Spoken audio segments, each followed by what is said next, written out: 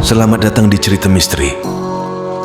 Oke sahabat cerita misteri, kali aku mau bercerita tentang kisah nyata yang diceritakan sahabat saya. Maaf, ada bahasa Jawanya di cerita ini. Pernah dengar enggak, kalau puasa Ramadan itu enggak ada hantu? Tapi kenyataan ini pernah ditampik sahabatku, ternyata puasa Ramadan seperti saat ini masih ada hantu. Kita sebut saja nama sahabatku itu bernama Yanto. Pada hari Jumat malam Sabtu, dan sudah 3 tahun silam, Yanto lagi nongkrong di depan pos ronda. Dia ngobrol bersama Harmuji dan ada beberapa lainnya sedang asik main kartu remi, termasuk ada Pak RW juga.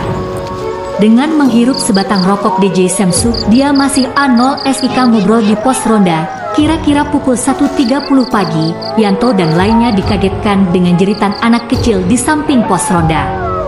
Seketika Yanto bertanya kepada Harmuji, "Ji anake sapakai sing nangis?" seru temen yak, nyong ngasih kaget. Dan Harmuji pun menjawab, "Ketone anake soleh mas, ketone nangisi medeni temen ya mas." Tapi mereka masih enggak menghiraukan dengan tangisan anak itu, masih asik bercerita tentang hantu. Lalu Yanto itu kayak merasa ada yang enggak beres.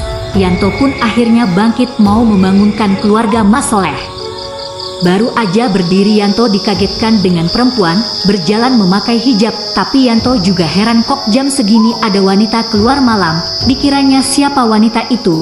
Dengan gagah berani Yanto pun memanggil wanita itu dari belakang. "Mbak Arab maring ngendi, sudah malam loh." Seketika wanita yang memakai hijab itu menengok ke Yanto, dan seketika Tanto kaget minta ampun. Ternyata wanita yang dia tanya itu mukanya rusak sebelah dan banyak darahnya. Yanto pun sampai mau muntah karena bau amis mayit. "Asunek arek ngedeni aja yang meneh." Tanpa sadar Yanto mengucap kata-kata itu.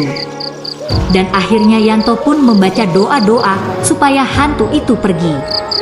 Dengan teriakan Yanto, sontak yang ada di dalam pos ikut keluar, dan rame deh.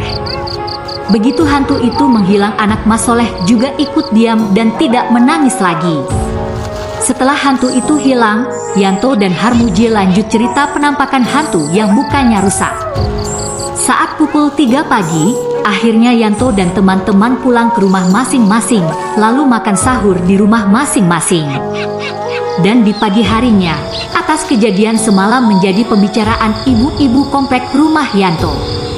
Akhirnya aku pun ikut bikin cerita konten seperti ini, karena saat itu aku belum bisa bikin konten YouTube.